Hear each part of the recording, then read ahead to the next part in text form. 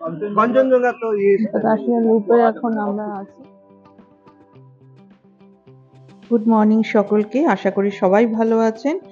আজকে আমাদের দার্জিলিং ট্রিপের সেকেন্ড দিন।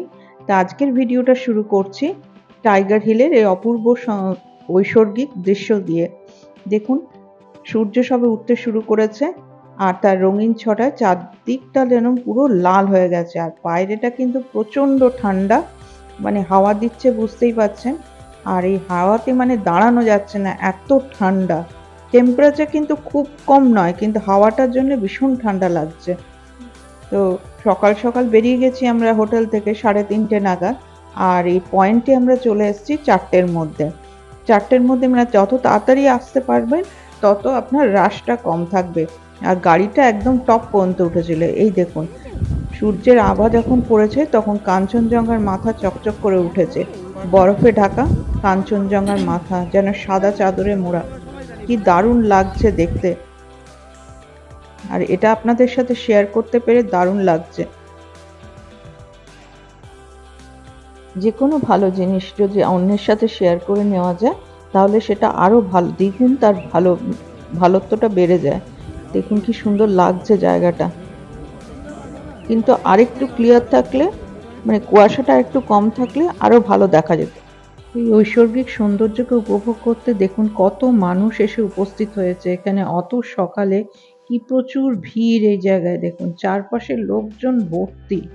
এবার আমরা চলে এসেছি দার্জিলিং এর বিখ্যাত ঘুম মনাস্ট্রিতে। বাইরেটা কি সুন্দরভাবে সাজানো, আর ভেতরটাও খুব সুন্দরভাবে সাজানো।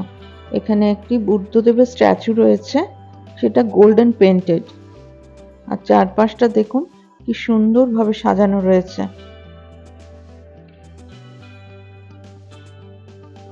বুদ্ধদেবের জীবন কাহিনী এখানে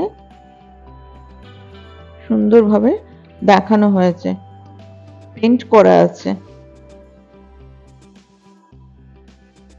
দারুণ জায়গাটা, আর ভেতরটা এত ঠান্ডা, মেঝেটা খুব সুন্দর। ঘুম মনাস্ট্রি দেখে আমরা চলে এলাম বাতাসিয়া লুপ। আর এই বাতাসিয়া লুপ হচ্ছে 1919 সালে চালু হয়েছিল। কারণ একটা আমাদের যে টয় ট্রেনটা চলে দার্জিলিংয়ে, সেটা তো সোজাসুজি পাহাড়ে উঠতে পারে না, তাই ওখানে একটা গ্রেডিয়েন্ট কমানোর জন্য তৈরি হয়েছিল এই রেলপথ, একটা সর্পিল রেলপথ। এটা এখান দিয়ে যে টয় ট্রেনটা যায় সেটা পুরো দার্জিলিং ঘুরে ঘুরে বাতাসিয়া লুপ হয়ে তারপর পাহাড়ে ওঠে।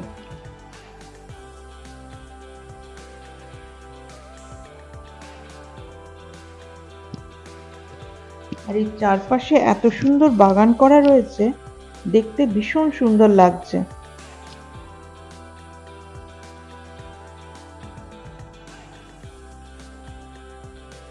বাতাসিয়া কথাটির অর্থ হলো উন্মুক্ত স্থান।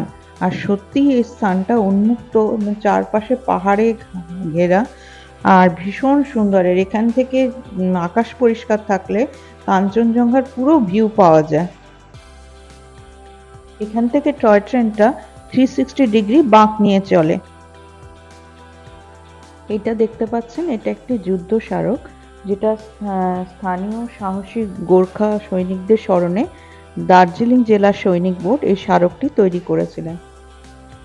আর এই চারপাশটা দেখুন অসম্ভব সুন্দর, বিভিন্ন গাছপালা দিয়ে ঘেরা, পাহাড়ে ঘেরা সুন্দর জায়গাটি। তারপরে ওই পাশ থেকে সূর্য উঠছে, কি অসাধারণ লাগছে দেখুন।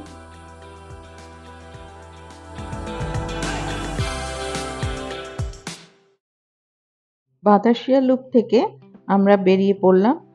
বেরিয়ে আমরা দুপাশের প্রাকৃতিক সৌন্দর্যকে উপভোগ করতে করতে এগিয়ে চললাম দার্জিলিং এর রক গার্ডেনের দিকে। তো চলুন দেখাচ্ছি আপনাদের দার্জিলিং এর রক গার্ডেন। চলে এসেছি দার্জিলিং রক গার্ডেনে। এখানে এন্ট্রি ফি হচ্ছে 20 টাকা করে। আর ভেতরে হচ্ছে ওয়াটারফলস এর মতো রয়েছে, অনেকটা উঁচুতে উঠতে হবে, অনেকটা যত উপরে উঠবেন তত উপরে ওয়াটারফলস আছে। তো আমরা প্রায় অনেকটাই উপরে উঠেছিলাম।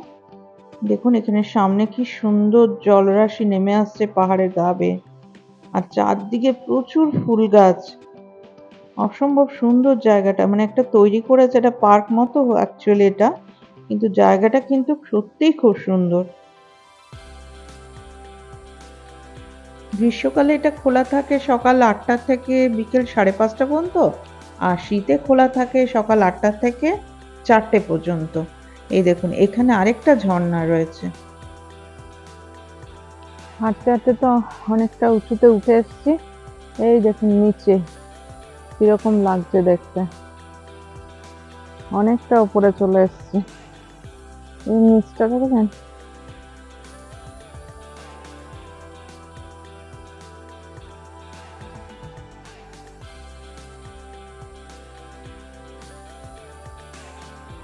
রক গার্ডেনের পর আমাদের পরের পয়েন্ট ছিল জাপানিজ টেম্পল, বা যেটা আমরা বলছি পিস প্যাগোডা।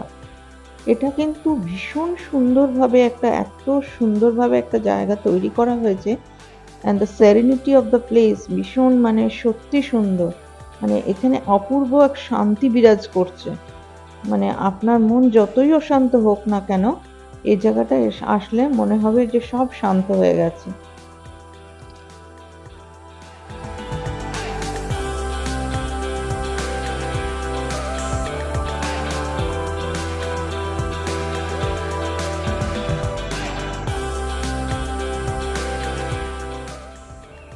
এই প্যাগোডার উচ্চতা হচ্ছে 94 ফিট, আর এখানে বুদ্ধদেবের 4টি অবতার রয়েছে, ইনক্লুডিং যেটা আমরা বলি মৈত্রেয়ী অবতার, যেটা সেটা নিয়ে 4টি অবতার এখানে রয়েছে। পুরো শ্বেত শুভ্র একদম মন্দিরটা, কি সুন্দর দেখুন চারপাশটা, আর অসংখ্য ফুলের গাছও রয়েছে এখানে। দার্জিলিং আসলে এটা না ভিজিট করলে খুবই একটা অসম্পূর্ণতা থেকে যাবে।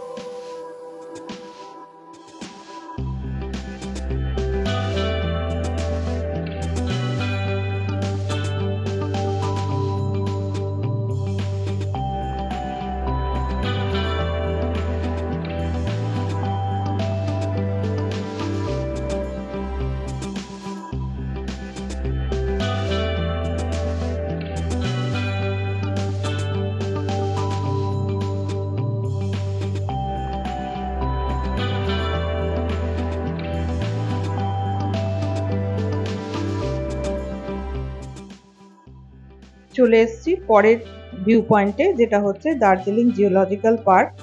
আর 67.56 একর জুড়ে এই জিওলজিক্যাল পার্কটি তৈরি হয়েছে 1958 সালে। আর এখানে যেটা মেন এন্ট্রি ফি সেটা হচ্ছে 50 টাকা। প্রথমেই দেখা পেলাম লাল পান্ডা, যার দেখা মেলে হিমালয়ান অঞ্চলে আর দক্ষিণ চীন অঞ্চলে। এখানে আরো অনেক রকম জন্তু রয়েছে, যেমন হচ্ছে হোয়াইট উলফ বা সাদা বাঘ, চিতা বাঘ। এখানে দেখুন কিছু হরিণ রয়েছে, এই যে এগুলো রয়েছে হরিণ, সাম্বার যেগুলো আমরা বলছি। ঘুরতে ঘুরতে ক্লান্ত হয়ে বসে পড়লাম ম্যাঙ্গো লস্যি নিয়ে।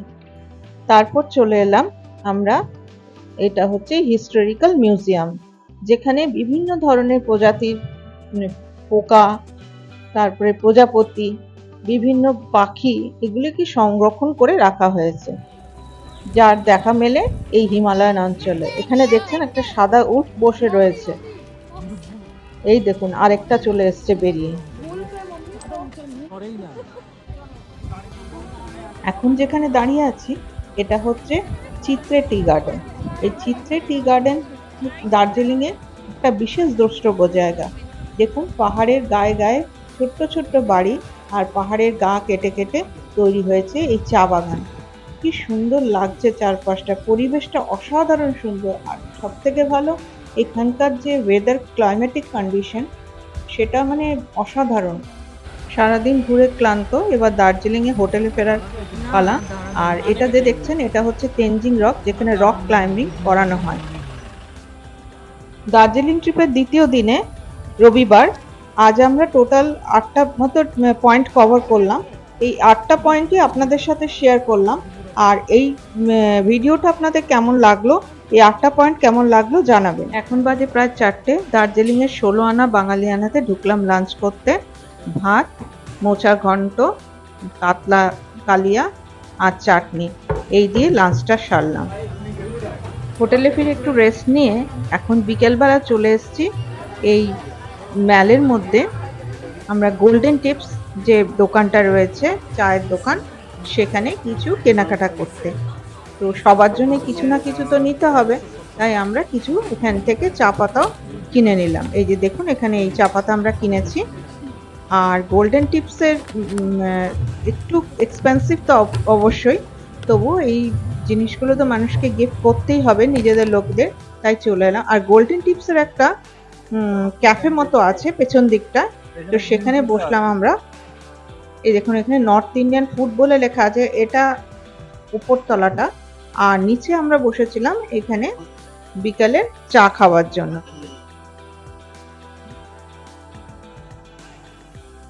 আমাদের চায়ের সরঞ্জাম চলে এসছে। আর এদের সিস্টেমটা দেখুন, এখানে একটা টাইমার দেওয়া আছে।